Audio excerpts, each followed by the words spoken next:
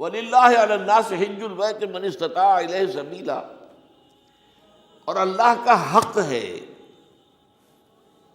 अपने बंदों पर कि वो हज करें उसके इस घर का, जो कोई भी इस्तिताअत रखता हो सफ़र की।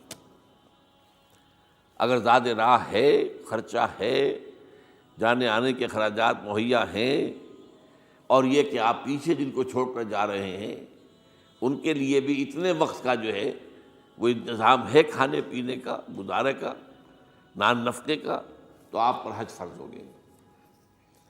अब अगर इस फ़र्जियत के बाद कोई शख्स ताख़ीर करता है वो बड़े गुनाह के अंदर मुब्तला है।